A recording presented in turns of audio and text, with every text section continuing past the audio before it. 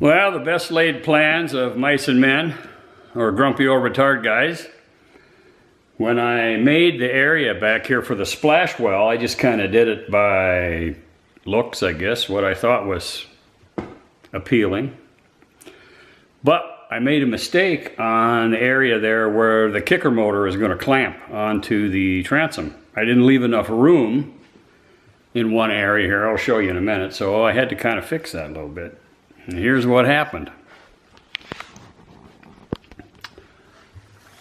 The motor is going to clamp right here in this area, and then it'll be bolted also. But I didn't leave enough area here.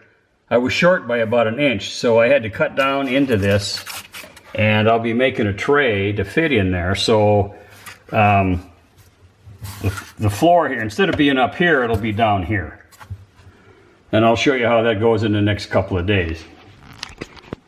Not really a big deal. I'm glad I found out about it now rather than when I'm trying to mount the motor on there.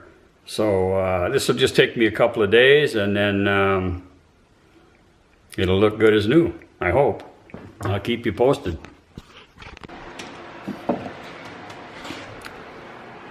Well, this is what I came up with for that repair piece that I got to put back here in the splash well. Looks like this.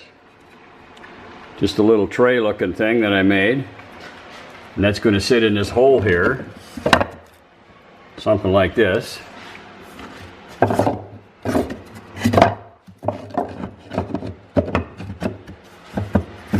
It'll sit in there roughly like that, and then that will give the motor plenty of bite here on the transom. So now I just got to glass that in.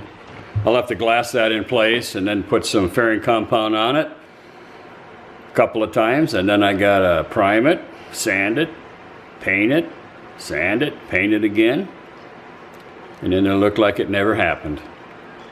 At least that's the plan anyway. We'll see what happens. Well, there I have it all glassed in place with 6-ounce cloth all the way around there.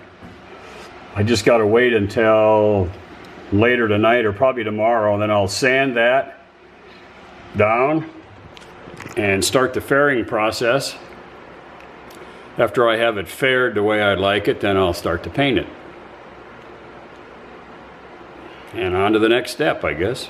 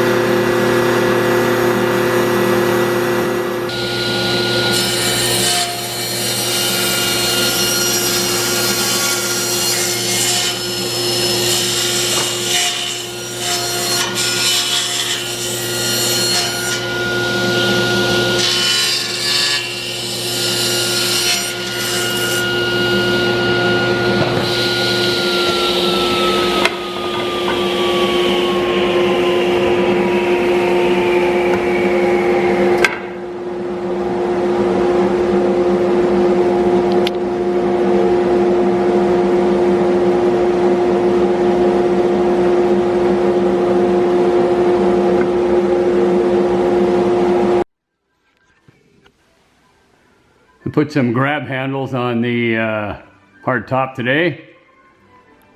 2 on either side. Make it a little easier to get in and out of there. I put some pull holders on the other day. 2 in the back here. And 4 on each side.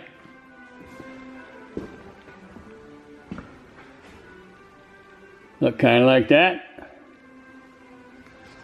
So now I got room for 10 poles, or 9 if you count the net, I guess. And I put a power port back here.